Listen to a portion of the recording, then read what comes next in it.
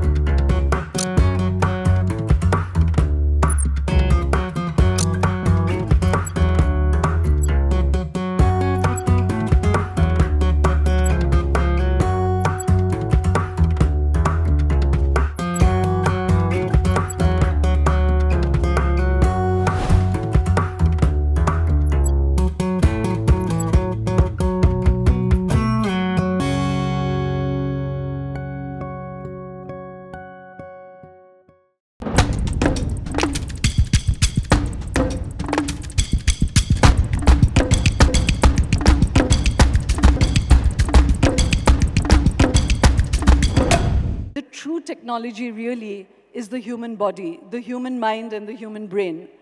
And yet, fascinatingly, even that frontier is being breached. It's really the OG technology.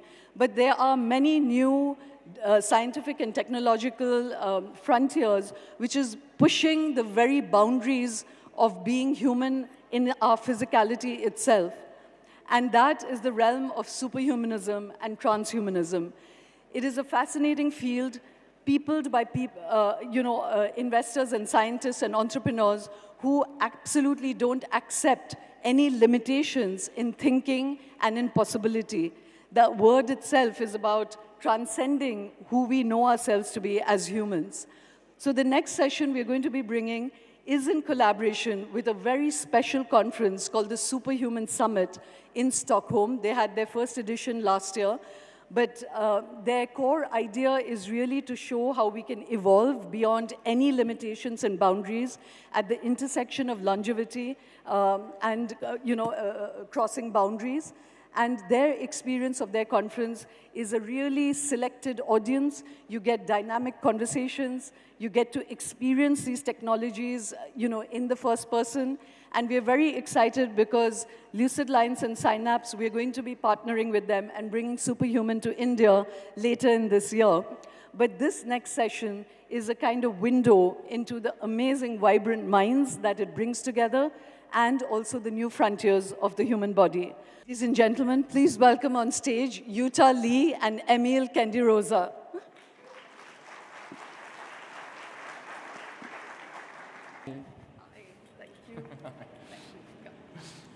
Emil, let me start with you. Before you even tell us about this fascinating field you're in, first, what is the philosophy that drives you? What is the philosophy that makes you want to freeze bodies in anticipation of another time?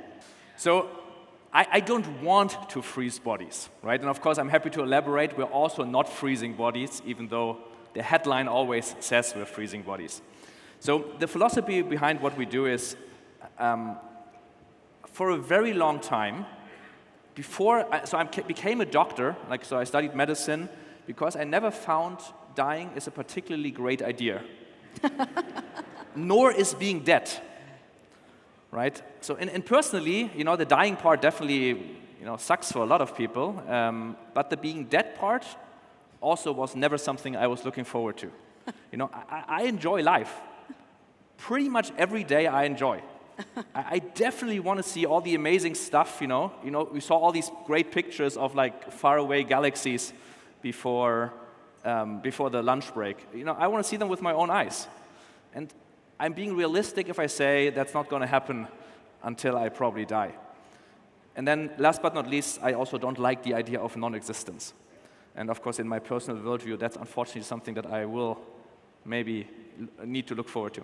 So the idea is that people should have the right to decide how long they would like to live.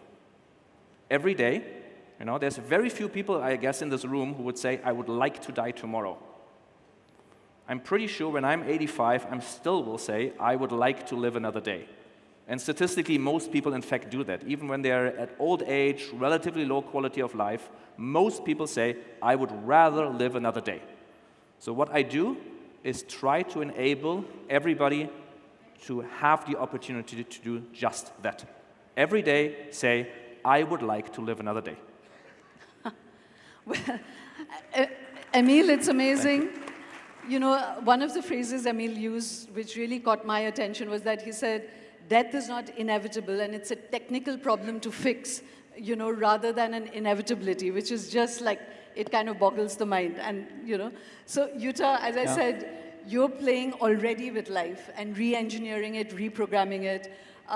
Again, before I bring you into the actual science of what you do, help us understand what's driving your thinking, and of limitations. I'm thinking very much the same as Emil here, my friend. For the first time in history, we have now some evidence, some clues that we can actually live forever. Okay? I'm going to show you two examples. The first one is a Japanese researcher named Yamanaka. What he did in 2006 was he took a virus and he loaded it with 4 transcription factors, and he put it on an adult skin cell and was able to turn that skin cell all the way back to a stem cell state, almost like a factory reset. So the idea here is now, if you can do that with one cell, then theoretically you can do that with every cell in your body to turn it back to an earlier state. So as Shoma was saying, aging is really just an engineering problem. Right? And a lot of companies are going after this right now. 2 very large companies getting a lot of funding to, reverse the age of your eyes to turn blind people back to seeing again, and another company using AI to discover new drugs in order to push forward and stop some of the aging processes. Right? So that's the first one. If you don't mind, got a second one. So the second one is 20 years ago. At Stanford, these 2 researchers, Irina and Marco Comboy, took 2 mice and stitched them together like Siamese twins. So they would have one circulatory blood system, 1 old mouse and 1 young mouse. And the old mouse is biologically getting younger, and the young mouse is biologically getting older, right? Whoa, pretty crazy. Second experiment, they did not stitch them together, but they just did a plasma transfer. They just swapped the blood. And the same thing was happening. So what does that mean? That means now you can rejuvenate an old mouse purely by function of the proteins coming from the blood of the young mouse. Pretty incredible.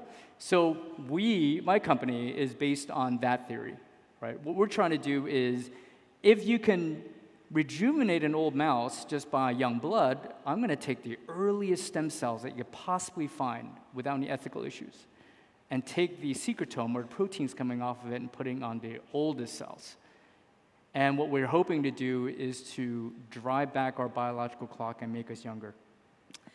It's, as I said, at the very foundational level, just the way you guys think is, is pretty mind-blowing.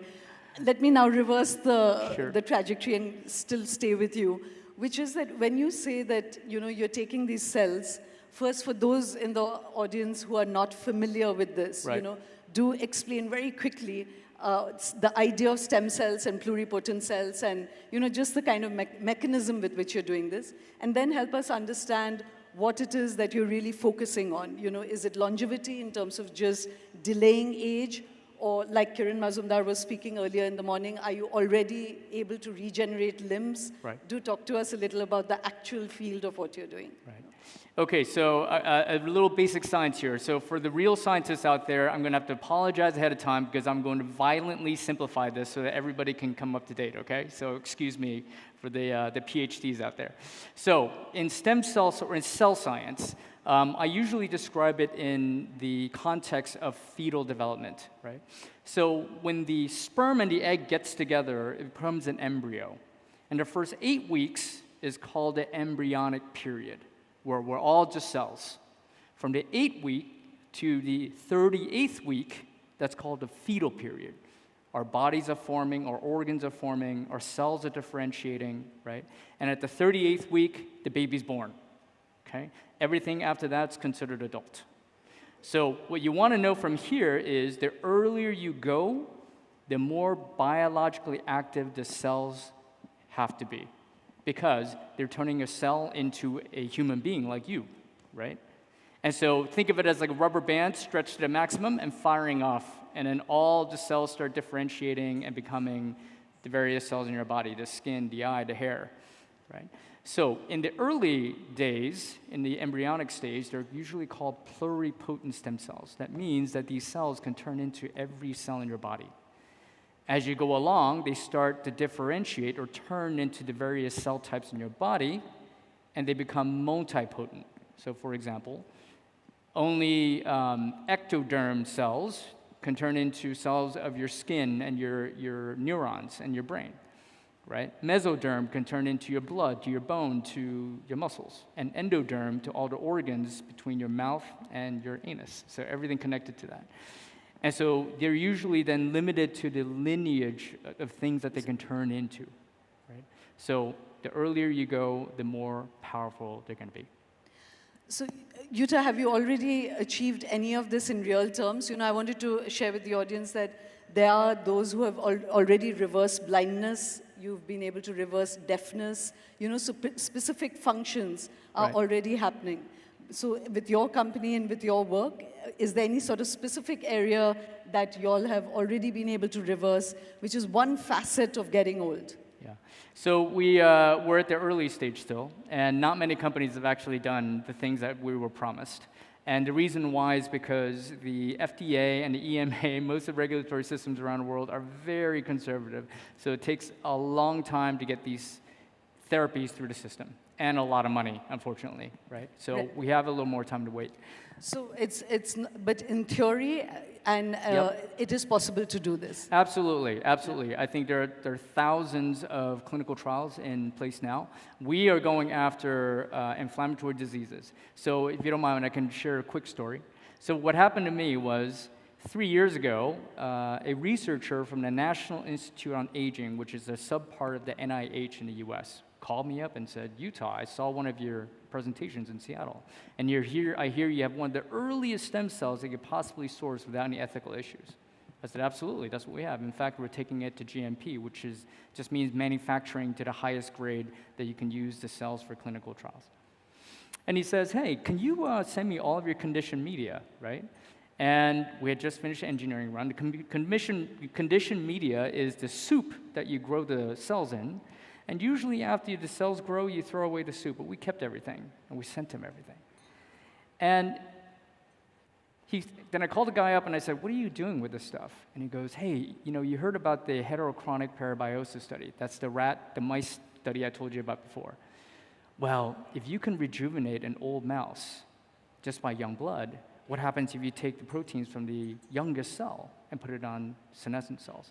And that's what we did with the NIH. And what we discovered is that we can systemically downregulate all inflammation, right, which is basically a cause of aging in our body, right? And so we're now harnessing the secretome to go after inflammatory bowel disease, degenerative disc disease for your spine, and also MECFS, or chronic fatigue syndrome.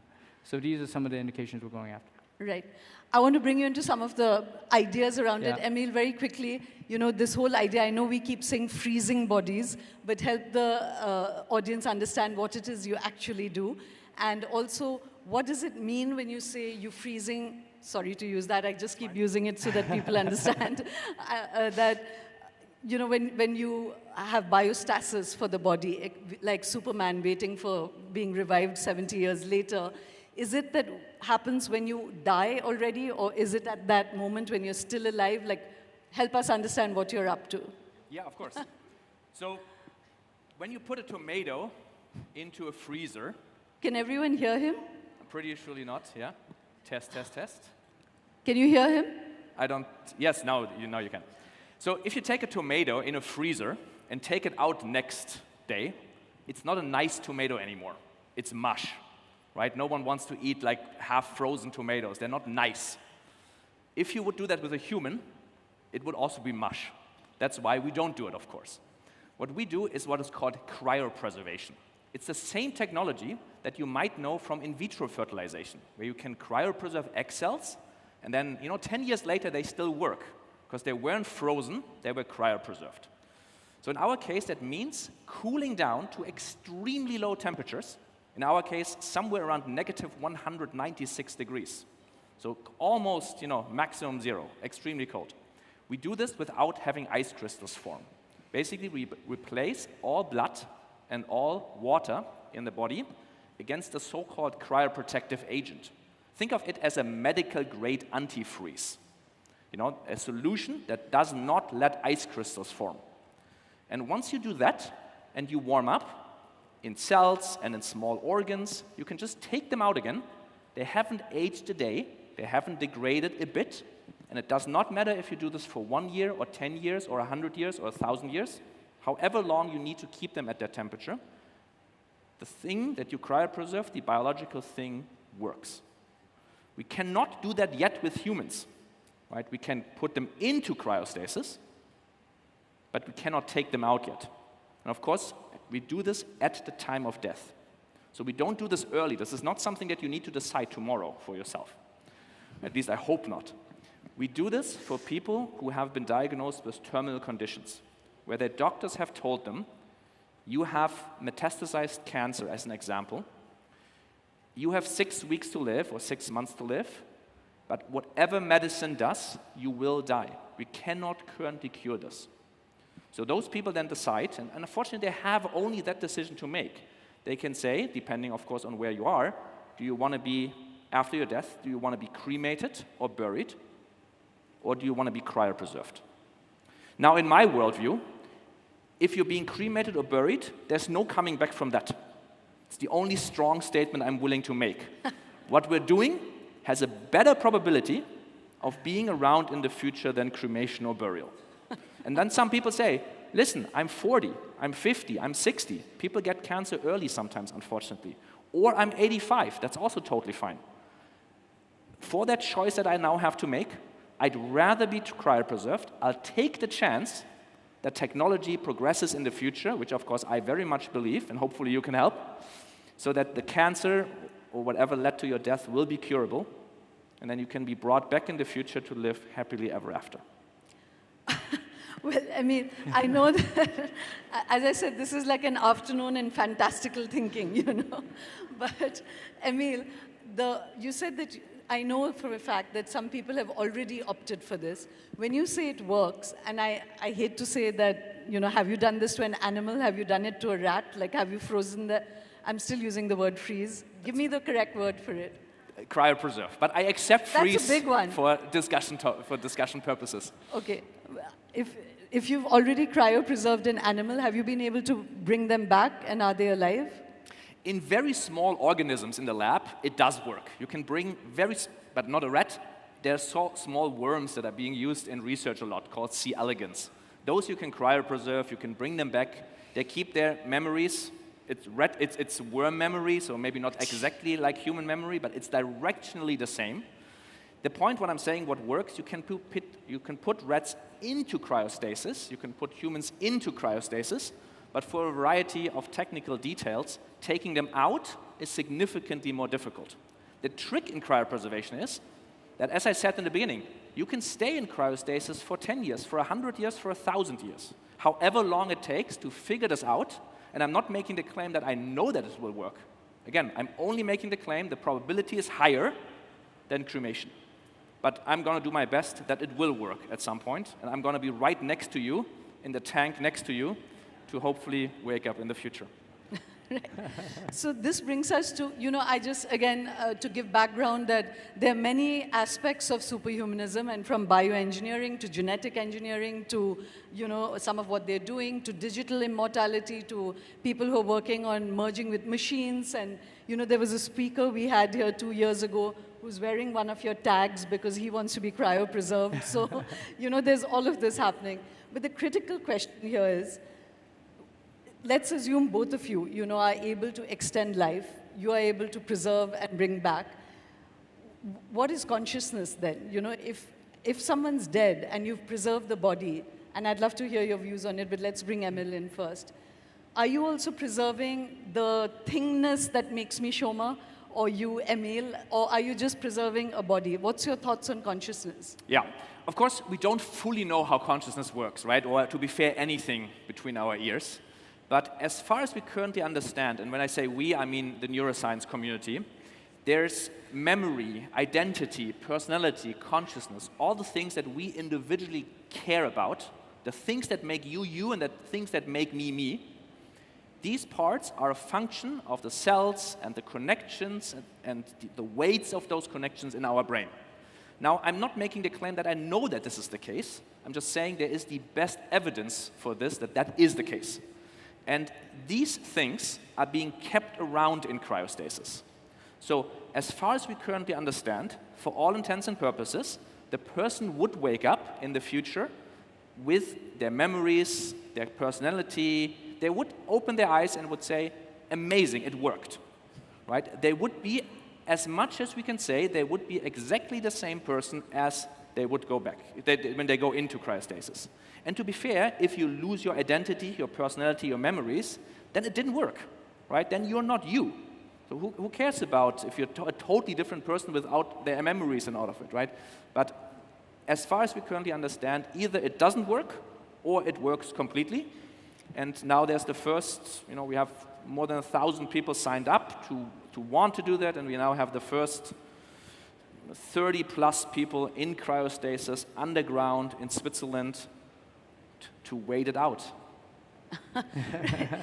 Yuta, we were having a very lively debate when we first spoke about what is your idea of consciousness. Right. The way Emil sees it, that it's something which is really biological. It's an information network. He's able to preserve the intellectual information that makes him Emil. That's right. Do you think that that's a fair idea of what consciousness is, or is it something more mysterious, which something like what he does will not preserve? I think it's a little of both. So Stop I actually copping out. Something has happened to all of you. No. Everyone who has, like I was teasing Jan, he has really emphatic views. The moment they're coming on stage, everyone's becoming this like bridge builder. We can fight a bit. It's fine. No. I actually look. They're not mutually exclusive. That's what I'm saying. Yeah. So what Emil said is perfectly. I completely understand. And I also believe in. But with recent discoveries in quantum physics, for example, we know that there's something a lot more than our bodily, functions that define who we are, right? So there may be some larger energy that we're tapped into, that our brains are tapped into, that also helps us define who we are. So they're not mutually exclusive. So there is still biology, and if it were me, I would be cryopreserved, right? You would. But I would, absolutely. Why not? I mean, it's better than getting, being dead, burned or buried, right? And you're gone completely, forever, right? But beyond that, I really do believe that there's some energy that's a force beyond what we know. And I think everybody here feels it, right? Everybody here feels it. There's something bigger than us, very hard to define because scientifically we can't prove it. There are no tools or diagnostics that we could take to say, oh yeah, that exists. Right? We only see some early clues from physics that exists. That's about it. But this is still early days, so hopefully we'll discover more as we go along. So, Emil, do you agree with that? You know, that consciousness is something which you can't quite capture in the physicality of it. And so playing with this, you know, and I would come back even to bioengineering, not in a way to fix disease, but bioengineering in a way where you play with the concept of being human, you know, like you just said, you put two rats together. You create age and then you create youth and, you know, this seesawing between states. You know, we've had others who came last year who said we could put a fish gill in your neck and then you would be able to be underwater, you know. So it's audacious thinking, spectacular thinking. But do you think you would be tampering with this undefinable thing which is consciousness, you know? So do you feel that there may be something that you shouldn't tamper with? So I think about this in the following way. I make no claim that I know what consciousness is or how it works. I don't. And I think no one does. But every morning when I wake up, right, and I need to make business or scientific decisions, I try to make them based on things I do know. So it's possible that it turns out that some quantum mechanical effect is a part of consciousness, but we do not know this right now. We don't have the evidence that this is the case. So until further notice, I'm acting every day when I need to make decisions. I'm acting as if this is not the case. So I make my decisions based on, you know, what I can prove or what is proven, right? And I'm going to change my mind the second there is good evidence that I was wrong, right? But for the time being, as far as we understand, the stuff that is in our head, the connections and so on, that makes me to me, and that makes you to you. And regarding your tempering questions, no, I don't think there's anything we shouldn't temper with. And of course, I wouldn't use the word temper. I would use a different word. And the best example for that, I think, is, you know, if you would go 300 years back, having an iPhone, having planes, would be tampering with stuff. Calling other people around, you know, on the other side of the globe, doing a heart transplantation, taking one heart from one human and putting into another human, right? This would be considered tampering. Now it's medical standard practice. No one would want to get rid of it, right? So in my point of view, right, as long as someone makes that decision for themselves with a comprehensive, informed consent, then it is the person's right to make that decision to be tampered with and go into cryostasis as long as necessary. So, wow. Emil, you made a convincing argument. I'm happy to talk to all of you who clapped later after the session, if you want to get cryopreserved.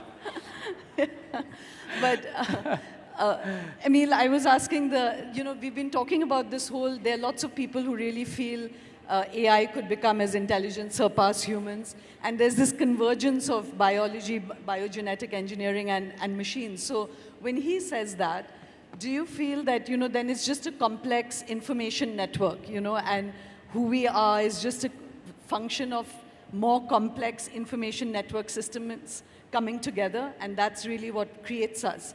In which case, would you agree then that maybe what we were hearing everyone speak about AI, that as the LLM models or other models get more and more and more complex, that consciousness could arise there as well? You know, not our kind of consciousness, but some kind of consciousness. Because you believe in panpsychic, right? You think that there's consciousness everywhere, even in inanimate objects. So do you think AI can become conscious? Is that part of your trial? Absolutely, absolutely. I mean, if you really think about it, you know, human beings, we're very limited in our... Sorry, what? We're very limited in our function. We're very linear in thinking, okay? So the scientific, the academic world till today has always been very linear. Oh, well, you can prove A connected to B, connected to C, connected to D, therefore A connected to D, right? But now we're moving to a world of sequencing your entire genetics, sequencing your entire epigenetics, you know, your metabolomics. I mean, there's so many different omic layers. It's just impossible for a human being to find all the connections. It would take us forever. So this is where AI is going to come in and help. They can automatically map out where everything's connected. And that's the beauty of it. And I think through that, we're going to discover amazing cures in the next 10, 15 years.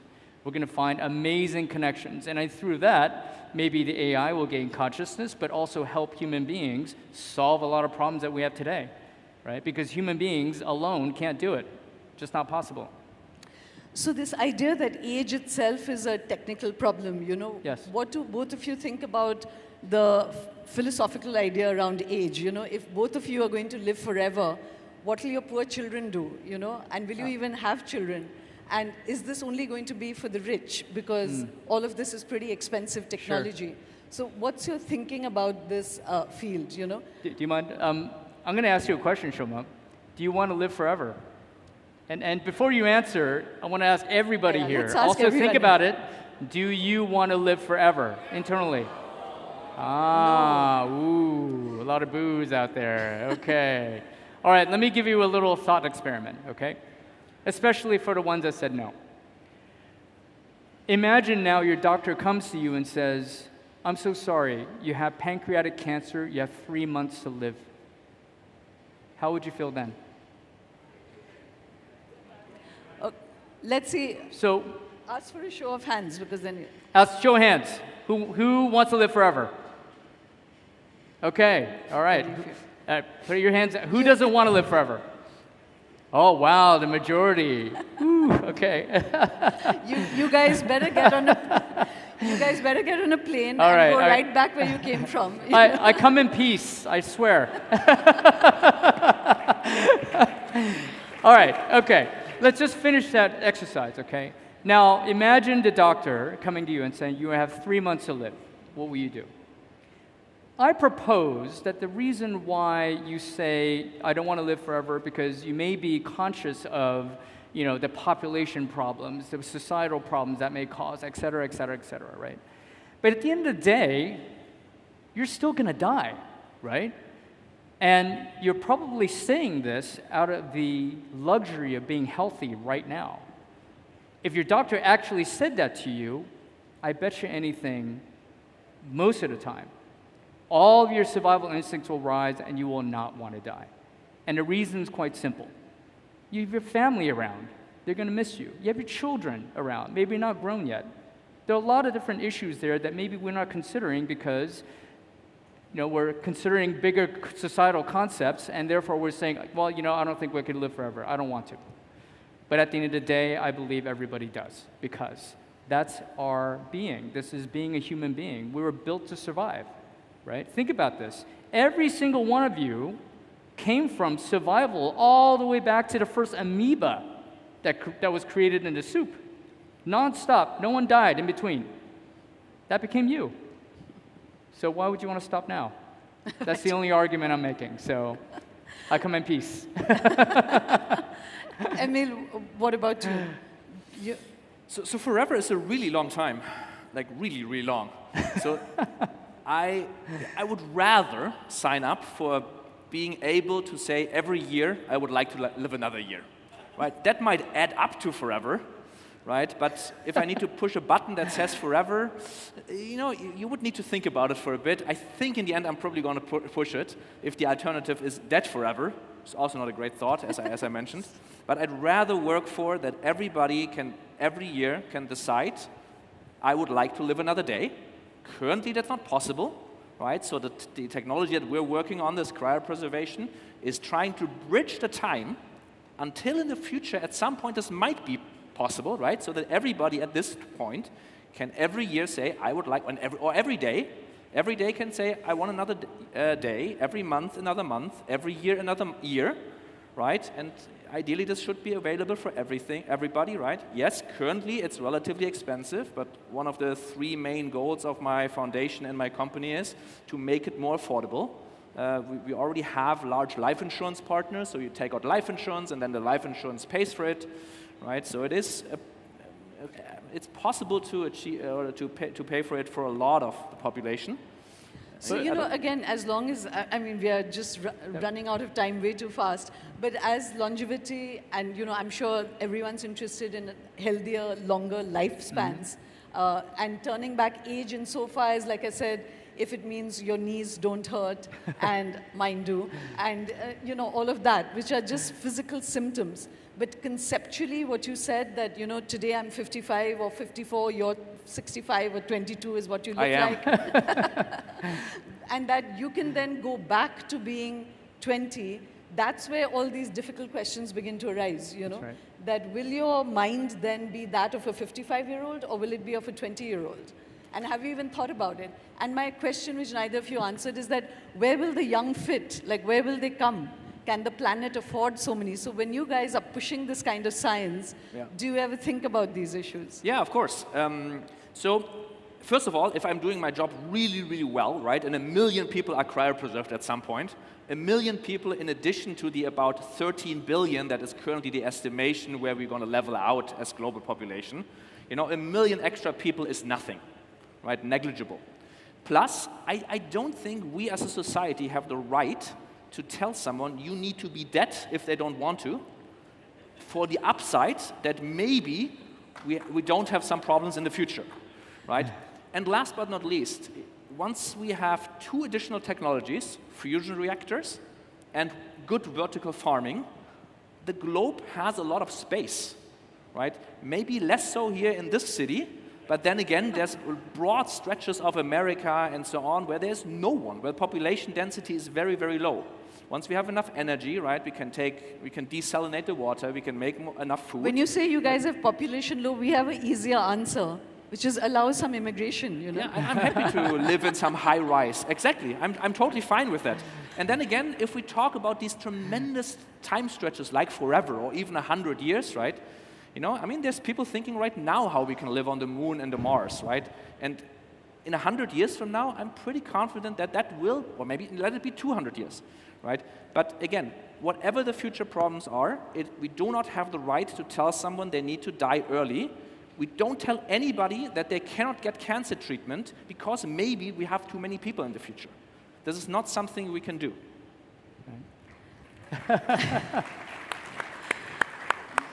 Yuta, absolutely the last. So, you know, you literally said that it's like a moral obligation to turn back age because age is itself a disease, you know? Yes. So just with you, this idea of regenerating limbs, one is of just turning back diseases, but of regenerating, you know,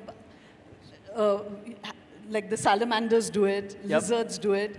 Are you saying that, again, this science could be that if you have an amputated arm, the arm will grow or an organ will grow inside your body? Or is that just fantastical thinking? It's no longer science fiction. It's already starting to happen, right? So the idea in the short term is that we use these stem cells to differentiate into the type of cells that your body needs to fix itself. So for example, if you have a bad liver, we're going to put in fresh liver cells to have it regenerate itself.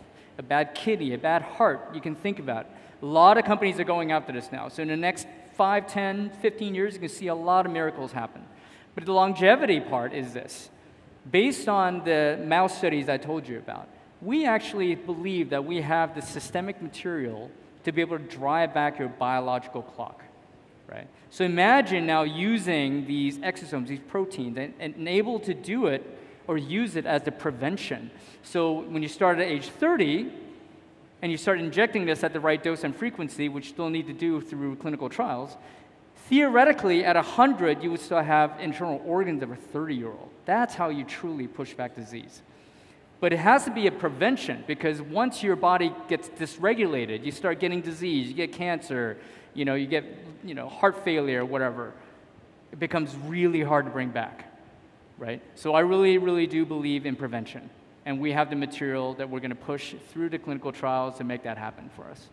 So just last question. Do you think then that when you were saying that young blood can actually make you younger, are we going to have a macabre new industry where young people's blood is being taken by old rich men to make themselves younger? Well, this is the reason why we exist, right? Because now we're using the cells, the earliest cells, and we can industrialize the harvesting of the proteins. You don't need to strap your baby down anymore to extract blood. So we can actually take it into a factory and largely manufacture the proteins, and we can, because our cells have so much scale that we can produce all of this, and at the right scale, if the price comes down to almost nothing, that everybody can use. It's not just for the super rich. Wow. Yeah. This is amazing, and we could talk more. You know, Sergio Pasca couldn't come. He had a personal emergency, but he's building organoids in a dish, and he's building our brains in a dish and understanding the way cells work, and they have intention. Right. And it was amazing. He said, even in a dish outside of the human body, it has a time clock, you know, and it knows exactly what to do and when to start differentiating. So it is truly a fascinating, mysterious, amazing field, and you are both at the frontiers of it. I don't know about the practicalities of it, but thank you for expanding our thinking. You know, it's been a pleasure talking to both of you. Thank you. Thank you. Thank you. Thank you.